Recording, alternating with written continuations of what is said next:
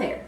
The recipe that I'm sharing with you today is one of those recipes that everybody wants to have in their cabinets or in your recipe box, because it's just a really good thing to have on hand, because there's so many things that you can do with it, and also it is so good for you. So today I'm going to show you how to make just one version of a homemade granola. All of these ingredients that I'm showing you, you can take them and you can substitute them for whatever suits your taste, okay?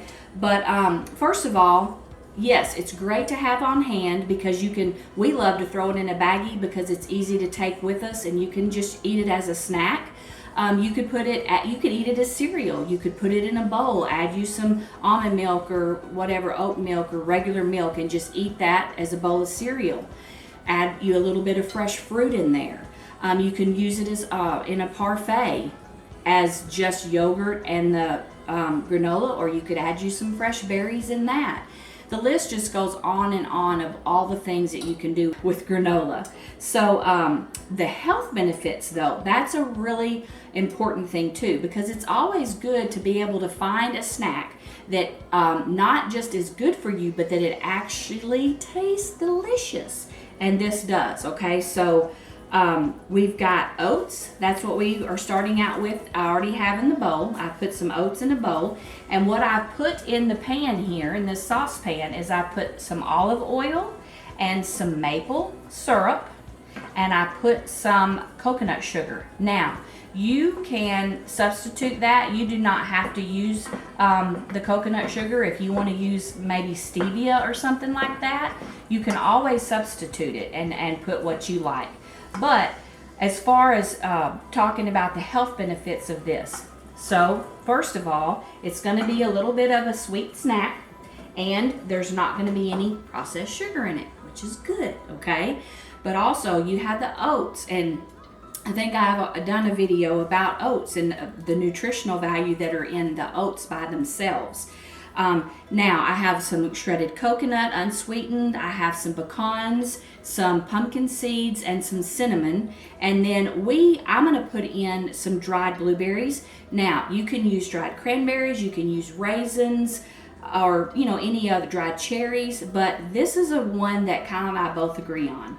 I'm not crazy about raisins. He doesn't like cranberries. So blueberries, we both love them. So that's what I'm going to be using today.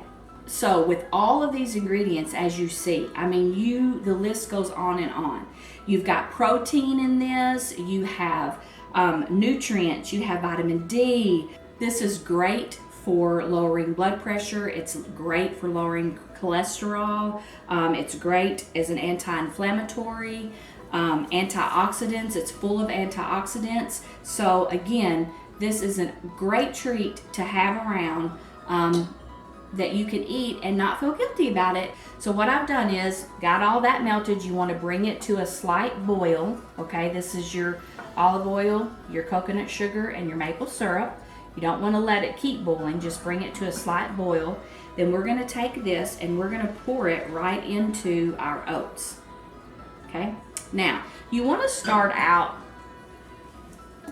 with a larger bowl, because you want to have plenty of room in here so that all of this can move around and you can get everything coated really well with this delicious sauce that we just made. So if you don't give yourself enough room, then it won't be coated evenly. That's why we have such a huge bag or bowl. Wow, it already smells good just putting that onto those oats.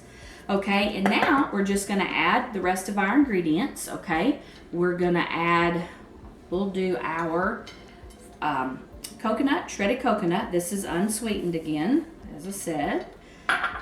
We're going to do pecans. There again, you can use almonds if you'd rather have almonds. You can use walnuts.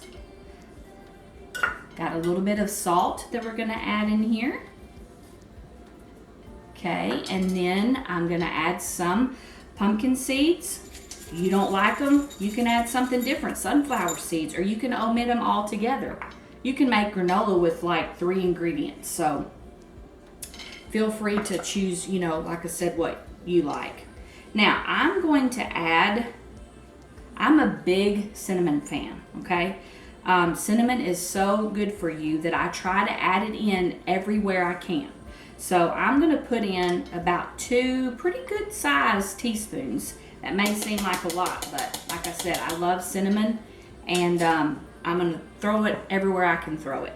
And then the last thing that I have to add are our blueberries. So we are going to stir all of this up and make sure that all of it gets some of that sweet goodness coated on it. And you know, with this cinnamon, when you cook it, it smells so good when it's cooking. If you really want to impress somebody when you're going to have company over, man, have some of this cooking in your oven. Woo! It'll smell like you've been working for days. But this is really easy. And you know, most of these ingredients you're going to have on hand. You're going to have them in your pantry or in your cabinet anyways. And so it's just a matter of grabbing them, throwing them together, and putting them in here. Okay, now we have it all mixed up good. Smells good. It looks good. Now I have parchment I have parchment paper on my cookie sheet, okay, on my pan here, and I'm going to just pour this onto the parchment paper. If you don't use parchment paper, if you don't have any, no problem, but you want to make sure that you do coat it, like with a little light coat of maybe olive oil, avocado oil, just so all of this doesn't stick to your pan. But you don't have to use parchment paper if you don't have it. You could even put some foil down. Put you a little bit of foil down to keep it from sticking. And it's also just such an easy cleanup.